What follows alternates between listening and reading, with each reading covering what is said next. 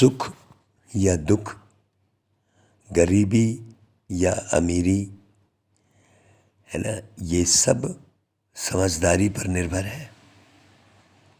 जितनी गहरी समझ होगी उतना सुख मिलेगा, है कि नहीं भाई? और जितनी कम समझ होगी उतना दुख मिलेगा।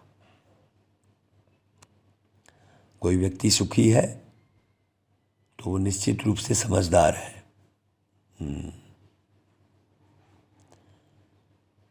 तो बाबा आकर क्या करते हैं? समझदार बनाते हैं। तो जैसा जैसा बाबा कहे एज इट इज यदि चलते रहे व्यक्ति, जो बाबा समझ दे रहे हैं उस समझ के आधार पर अपने जीवन का निर्माण करें। बाबा कहता है मीठे बच्चे, ऊंच पद पाना है तो आत्मा में ज्ञान का पेट्रोल भरते जाओ। जैसे एरोप्लेन जो है, पेट्रोल भरो तो ऊपर जाता है। तो कैसा पेट्रोल भरते हैं एरोप्लेन में? Pure petrol. उसी प्रकार ज्ञान भी बिल्कुल प्योर होना चाहिए, मिलावट वाला ज्ञान नहीं होना चाहिए। किसी को भी कुछ भी मान लिए, कुछ भी समझ लिए, नहीं। प्योर पेट्रोल ज्ञान का, सत्य ज्ञान का, पवित्र ज्ञान का। ऐसे तो ज्ञान दुनिया में बहुत है, वेदों में ज्ञान है, रामायण में ज्ञान है, गीता भागवत सब में ज्ञान है, लेकिन बाबा की पहचान नहीं है किसी में भी, परमात्मा की पहचान नहीं है। इसलिए ईश्वर की याद नहीं है। याद में क्या है? याद में कोई कर्म, किसी का व्यवहार, भविष्य की चिंता, भूतकाल की बातें, ये सब याद है। बाबा कहते बच्चे सवेरे सवेरे उठकर बाप को याद करो। कोई भी उल्टी चलन नहीं चलो। बाबा हर बच्चे की जन्म पत्री जानते हुए भी सुनाते नहीं। क्यों? क्योंकि बाबा कहते हैं मैं हूँ शिक्षक, मेरा काम है तुम बच्चों को शिक्षा देकर सुधारना। बाकी तुम्हारे अंदर क्या है यह मैं सुनाऊंगा नहीं। मैं आया हूँ आत्मा को इंजेक्शन लगाने, ना कि शारीरिक बीमारी ठीक करने। स्पष्ट बोला बाबा ने। अब कई अनुभव सुनाते हैं कि बाबा को याद करने से मेरी ये बीमारी ठीक हो गई, बाबा ने मेरी ये बीमारी ठीक कर दी। ये बहुत बड़ा भ्रम है। बाबा स्पष्ट बोलते हैं कि मैं किसी की शारीरिक बीमारी ठीक नहीं करता। तो ये भी अशुद्धता हो गई ना, समझदारी उल्टी समझ हो गई।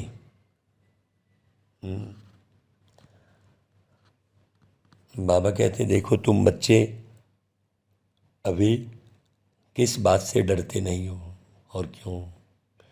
तुम अभी इस पुराने शरीर को छोड़ने से डरते नहीं हो, क्योंकि तुम्हारी बुद्धि में है हम आत्मा अविनाशी है। बाकी यह पुराना शरीर भल चला जाए, हमें तो वापस घर जाना है भाई। हमारा शरीर ही आत्मा है। बाकी इस शरीर में रहते बाप से ज्ञान अमृत पी रहे हैं। इसलिए बाबा कहते बच्चे सदा जीते रहो, सर्विसेबल बनो तो आयु बढ़ती जाएगी भाई। क्यों? क्योंकि बहुतों का बल मिलता रहेगा ना आपको भाई।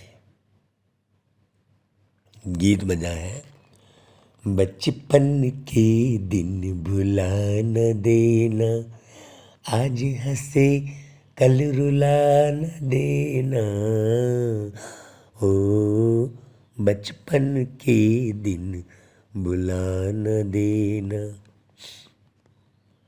अभी लगातार बाबा की सेवा करने के कारण, लोगों को ज्ञान सुनाने के कारण गला एकदम बैठता जा रहा है। लेकिन बाबा की मुरली पढ़ना और सुनाना ये एकदम लगन लगी हुई है। इसलिए चाहे शारीरिक कोई भी स्थिति हो, आत्मा एकदम उड़ रही है। ओम शांति। बाबा कहते कि बच्चों ने गीत सुना, जिसको अब मम्मा बाबा कहते हैं, उनको भुलाना नहीं है। गीत जिन्होंने बनाया है वह तो अर्थ को समझते नहीं है भाई। यह निश्चय ही नहीं है कि हम उस परम पिता परमात्मा की संतान हैं। उस परम पिता परमात्मा को पतितों को पावन बनाने के लिए आना पड़ता है। कितनी ऊंच सर्विस पर आते हैं, उनको कोई अभिमान नहीं है। उसको कहा जाता है निरहंकारी, है ना भाई। सारी दुनिया को नर्क से स्वर्ग बना देते हैं, लेकिन फिर भी बाबा एकदम भोले भाले है। बाबा को कोई निश्चय बुद्धि व देही अभिमानी होने की बात ही नहीं है, क्योंकि बाबा कभी संशय में आते ही नहीं, देह अभिमानी बनते ही नहीं। मनुष्य देह अभिमानी बनते हैं, तो फिर देही अभिमानी बनने में कितनी मेहनत लगती है। हाँ, बार बार मूंझते हैं। बाबा कहते हैं बच्चे अपने को आत्मा समझो। मनुष्य तो कह देते हैं अपने को परमात्मा समझो। कितना फर्क है। एक तरफ याद करते हैं पतित पावन को, फिर कहते हैं सब में परमात्मा है। तो उनको जाकर समझाना है। देखो बाबा देखो कहाँ से आए हैं, तुम बच्चों को सुधारने के लिए। जिनको पक्का निश्चय है वह तो कहते हैं बरोबर आप हमारे माता पिता हो, हम आपकी श्रीमत पर चल श्रेष्ठ देवता बनने के लिए यहाँ आए हैं। परमात्मा तो सदैव पावन ही पावन है भाई। वो तो पतित कभी बनते नहीं, उनको बुलाते हैं पतित दुनिया में आओ, तो जरूर पतित शरीर में ही उनको आना पड़ेगा ना भाई। बाबा को पतित दुनिया में तो पावन शरीर होता ही नहीं, है ना भाई। बहुत गहरी समझने की बात है यहाँ पर। तो बाप देखो कितना निरंकारी है, पतित शरीर में आना पड़ता है। हम अपने को संपूर्ण नहीं कहेंगे भाई, अभी बन रहे हैं। किसी भी बात का घमंड नहीं होना चाहिए, क्योंकि संपूर्ण तो है ही नहीं। अब बेहद का बाप कहते हैं बच्चे श्रीमत पर चलो। बाप श्रीमत देते हैं, सवेरे उठकर याद करो तो पाप भस्म हो जाए। श्रीमत पर नहीं चलेंगे तो विकर्म विनाश नहीं होंगे, बंदर के बंदर ही रह जाएंगे और फिर बहुत कड़ी सजा खानी पड़ेगी। भाई जानवर आदि तो सजा नहीं खाते हैं, सजा मनुष्य के लिए है। अगर बैल किसको मारता है वह मर भी जाए तो क्या उनको जेल में डालेंगे? मनुष्य को तो फौरन जेल में डाल देंगे। बाप समझाते इस समय मनुष्य तो उनसे भी बदतर है, जानवर से भी, और उनको फिर मनुष्य से देवता बनना है तो कितनी जो है कठिन बात है। सोचो, जो जानवर से बदतर बन गए हैं उनको देवता बनाना बाबा समझाते हैं, या लक्ष्मी नारायण भी गीता का ज्ञान नहीं जानते हैं। क्यों भाई? वहाँ किसी प्रकार के ज्ञान की दरकार ही नहीं है। हाँ, क्योंकि बाप है रचयिता, वहाँ कोई त्रिकालदर्शी होते ही नहीं। अभी यह लोग त्रिकालदर्शी ना होते हुए भी कह देते हैं हम भगवान हैं। सोचो, तो बड़े अक्षरों में लिख दो कि गीता का भगवान परमपिता परमात्मा है, न कि दैहिक नाम वाले श्री कृष्ण। मूल या एकज फूल ही किसकी बुद्धि में नहीं बैठती है, न बच्चे किसकी बुद्धि में बिठाते हैं। भारत ही स्वर्ग था या भूल गए हैं? कल्प की आयु लाखों वर्ष कह दी है, इसलिए कोई पुरानी चीज मिलती है तो कहते हैं यह लाखों वर्ष की है। कभी कोई कहते भी हैं क्राइस्ट से 3000 वर्ष पहले भारत स्वर्ग था। तुम जानते हो हम भी देवता थे, माया ने बिल्कुल ही कौड़ी तुल्य बना दिया है। कोई भी मूल्य नहीं है माया है मनुष्य का, माया के कारण। तो अब तुम बच्चों को भी घोर अंधियारे से निकलना चाहिए।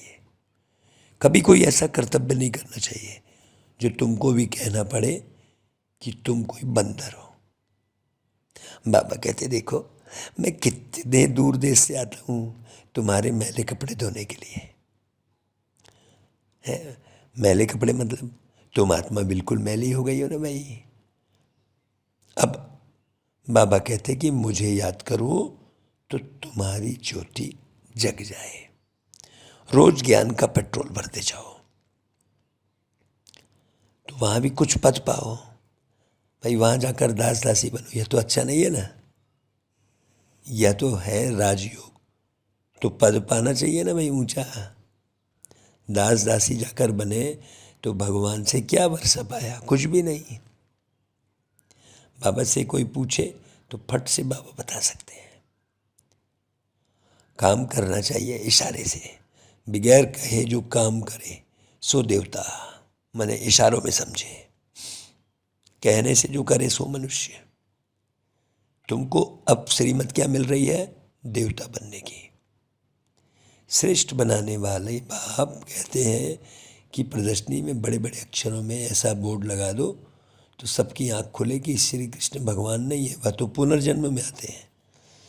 वह समझते हैं श्री कृष्ण जन्म मरण में नहीं आते हैं, वह तो हाजिरा हजूर है। हनुमान का पुजारी कहेगा हनुमान हाजिरा हजूर है। यहाँ तो एक ही बाप से वर्षा लेना है। गीता का भगवान हीरे जैसा बनाते हैं। उनका नाम बदलने से भारत का यह हाल हुआ है। यह बात अर्जुन इतनी जोर से अभी समझाई नहीं है। ज्ञान का सागर तो एक ही है, वही पतित पावन है। वो लोग फिर गंगा को पतित पावनी कहते हैं। अब सागर से तो गंगा निकली, तो क्यों नहीं सागर में जाकर स्नान करें? उनको समझाने के लिए बच्चों में परिस्तानी गुण चाहिए। हाँ, रूहानियत चाहिए बहुत। सबको समझाना चाहिए। हम तो बाप की ही महिमा करते हैं। निराकार परमात्मा को तो सब जानते हैं, परंतु सिर्फ सर्वव्यापी कह देते हैं। कहते भी हैं हे राम, हे परमात्मा। माला सिमरते हैं ना, नहीं ऊपर में है फूल, उसका भी अर्थ नहीं समझते। फूल और मेरू युगल दाना। भाई माता पिता प्रवृत्ति मार्ग है ना, रचना रचेंगे तो जरूर माता पिता चाहिए। तो इन द्वारा बैठ बाबा लायक बनाते हैं, जो माला फिर सिमरी जाती है। परमात्मा का आत्मा का रूप क्या है वह भी नहीं जानते हैं। तुमने नई बात सुनी है। परमात्मा एक छोटी बिंदी है। वंडर है ना भाई, इतनी छोटी बिंदी को कोई ज्ञान सागर मानेंगे? मनुष्य को मानते हैं, परंतु वह तो मनुष्यों को मनुष्य द्वारा ही ज्ञान मिलता है, जिससे दुर्गति ही हो गई है। यहाँ तो भगवान खुद आकर ज्ञान दे सदगति करते हैं, अर्थात राजाओं का राजा बनाते हैं। तुम बंडर खाते हो, आत्मा छोटी सी बिंदी है, अति सूक्ष्म है, तो बाप भी फिर ऐसा ही होगा ना भाई। और है कितनी बड़ी अथॉरिटी कैसे पतित दुनिया और पतित शरीर में आकर पढ़ाते हैं। लोग क्या जाने भाई इन बातों को, वह तो उल्टे लटके हुए हैं। हाँ, जैसे चमगादड़ उल्टा लटका रहता है, उल्लू उल्लू उल्टा लटका रहता है। अब बाप फरमान करते हैं, जो मेरी मत पर चलेंगे वही स्वर्ग का मालिक बनेंगे। इसमें डरने की तो बात ही नहीं है भाई, हम आत्मा शरीर ही है, अब वापस जाना है। मैं तो अविनाशी आत्मा हूँ, बाकी यह पुराना शरीर भल चला जाए। हाँ, बाबा जो ज्ञान अमृत पिलाते हैं, इसलिए भल जीते रहें लंबे समय तक, उसमें क्या। वह भी जो सर्विस विबुल होंगे उनकी आयु बढ़ेगी। प्रदर्शनी में बहुत सर्विस होनी है, बहुत इम्प्रूवमेंट होगी। श्री कृष्ण की महिमा और परमात्मा की महिमा में बहुत फर्क है। बाप कहते हैं तुम स्वर्ग में पावन थे, अब पतित कैसे बने हो, जानना चाहिए ना भाई। बाप आकर पत्थर बुद्धि को पारस बनाते हैं। देखो, बाबा कहते हैं ईश्वरी संतान को कभी भी किसको मनसा वाचा कर्मणा दुख नहीं देना चाहिए। बाप कहते हैं देखो, दुख देंगे तो महान दुखी होकर मरेंगे। हमेशा सबको सुख देना चाहिए। घर में मेहमानों की बहुत अच्छी सेवा की जाती है ना भाई। यह पुराना शरीर है, भोगना भोग, हिसाब किताब चुकतू करना है, इसमें डरना नहीं है, नहीं तो फिर सज़ा खानी पड़ेगी। बहुत मीठा बनना है। बाप कितना प्यार से समझाते हैं, कमाई में कभी उबासी व झुटका नहीं आना चाहिए। बाप कहते हैं मुझे याद करने से तुम सदा निरोगी बन जाएंगे। भाई तुमको स्वर्ग में ले चलने आया हूँ, तो कोई भी कुकर्म मत करो। भाई संकल्प तो बहुत आएंगे, फलानी चीज़ उठाकर खा ले, इनको भाकी पहन लेवे। अरे बाप तो बच्चों की जन्मपत्री जानते हैं, इसलिए मैनर्स अच्छे धारण करने हैं। बाप कहते हैं मैं सभी की जन्मपत्री जानता हूँ, परंतु एक एक को बैठ सुनाऊंगा क्या कि तुम्हारे अंदर क्या है। भाई बाबा कहते मेरा काम तो है शिक्षा देना, मैं तो टीचर हूँ। ऐसे नहीं, बाबा तो जानते हैं हमारी दवाई आप ही भेज देंगे। बाबा कहेंगे बीमारी है तो डॉक्टर के पास जाओ। हाँ, सबसे अच्छी दवाई है योग। बाकी मैं कोई डॉक्टर थोड़े ही हूँ जो बैठ दवाई दूंगा। योग मतलब प्रेम आपस में, हाँ, रूहानी प्रेम। आपस में रूहानी प्रेम रहेगा तो चिड़चिड़ाहट नहीं रहेगी, टेंशन नहीं रहेगा। है ना भाई। बाबा कहते हैं मैं कोई डॉक्टर थोड़ी हूँ जो बैठ दवाई दूँगा। हाँ, कभी दे भी देता हूँ, ड्रामा में कुछ नून है तो। बाकी मैं तुम्हारी आत्मा को इंजेक्शन लगाने आया हूँ। ड्रामा में है तो कभी दवाई भी देते हैं। बाकी ऐसे नहीं, बाबा समर्थ हैं, हमारी बीमारी को क्यों नहीं छुड़ा सकते। भगवान तो जो चाहे सो कर सकते हैं। नहीं, बाप तो आए ही हैं काहे के लिए, पतितों को पावन बनाने। तो चेक करो पतितपना कोई भी है। हाँ, बाबा ने सारे उदाहरण दिए। किसको कहेंगे पतित। अच्छा, मीठे मीठे सिकिलदे बच्चों प्रति माता पिता बाप दादा को याद प्यार गुड मॉर्निंग। रूहानी बाप की रूहानी बच्चों को नमस्ते, और हम रूहानी बच्चों की रूहानी माता पिता बाप दादा को याद प्यार गुड मॉर्निंग और नमस्ते। अच्छा भाई, सार मनसा वाचा कर्मणा, किसी को कभी दुख नहीं देना है, कर्म भोग से डरना नहीं है, खुशी खुशी से पुराना हिसाब किताब चुकतू करना है। दूसरी पॉइंट, संकल्पों के वश हो कोई भी कुकर्म नहीं करना है, अच्छे मैनर्स धारण करने हैं। देवता बनने के लिए हर बात इशारे से समझ करनी है, कहलवाना नहीं है। इशारे से हर बात समझ जाए, जो इशारे से समझे वो देवता। तो बाबा के इशारे होते हैं, हाँ, उसे समझना हमको है। इशारों को ही कुछ भी समझ जाते हैं लोग। अच्छा भाई, वरदान। बेहद के संपूर्ण अधिकार के निश्चय और रूहानी नशे में रहने वाले सर्वश्रेष्ठ संपत्तिवान भव। वर्तमान समय आप बच्चे ऐसे श्रेष्ठ संपूर्ण अधिकारी बनते हो जो स्वयं ऑलमाइटी अथॉरिटी के ऊपर आपका अधिकार है। परमात्मा अधिकारी बच्चे सर्व संबंधों का और सर्व संपत्ति का अधिकार प्राप्त कर लेते हैं। इस समय ही बाप द्वारा सर्वश्रेष्ठ संपत्ति भाव का वरदान मिलता है। आपके पास सर्व गुणों की, सर्व शक्तियों की और श्रेष्ठ ज्ञान की अविनाशी संपत्ति है, इसलिए आप जैसा संपत्तिवान और कोई नहीं।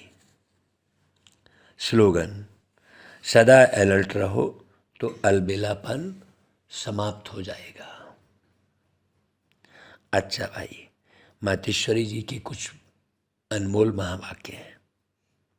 परमात्मा के बारे में अनेक मनुष्यों की मत का आखिरी फैसला। अभी तो यह सारी दुनिया जानती है कि परमात्मा एक है। उस ही परमात्मा को कोई शक्ति मानते हैं, कोई कुदरत कहते हैं, मतलब तो कोई ना कोई रूप में जरूर मानते हैं, है ना भाई। तो जिस वस्तु को मानते हैं अवश्य वह वस्तु कोई होगी, तब तो उनके ऊपर नाम पड़े हैं। परंतु उस एक वस्तु के बारे में इस दुनिया में जितने भी मनुष्य हैं उतनी मतें हैं, परंतु चीज़ फिर भी एक ही है ना। उसमें मुख्य चार मतें सुनाते हैं। कोई कहता है ईश्वर सर्वत्र है, कोई कहता है ब्रह्म ही सर्वत्र है, कोई कहता ईश्वर सत्यम माया मिथ्यम, ऐसा कहता है, कोई कहता ईश्वर है ही नहीं, कुदरत ही कुदरत है। वो फिर ईश्वर को ही नहीं मानते। अब यह हैं इतनी मतें। वो तो समझते हैं जगत प्रकृति है, बाकी कुछ है नहीं। अब देखो, जगत को मानते हैं, परंतु जिस परमात्मा ने जगत रचा उस जगत के मालिक को नहीं मानते। दुनिया में जितने अनेक मनुष्य हैं उन्हों की इतनी मतें, आखिरीन भी इन सभी मतों का फैसला स्वयं परमात्मा आकर करते हैं। इस सारे जगत का निर्णय परमात्मा आकर करते हैं, अथवा जो सर्वशक्तिमान सर्वोत्तम होगा वही अपनी रचना का निर्णय विस्तार पूर्वक समझाएगा ना भाई। जो मुरली विस्तार पूर्वक चल रही है, इससे ये सिद्ध होता है। वही हमें रचना का भी परिचय देते हैं और फिर अपनी रचना का भी परिचय देते हैं। अच्छा भाई, ओम शांति।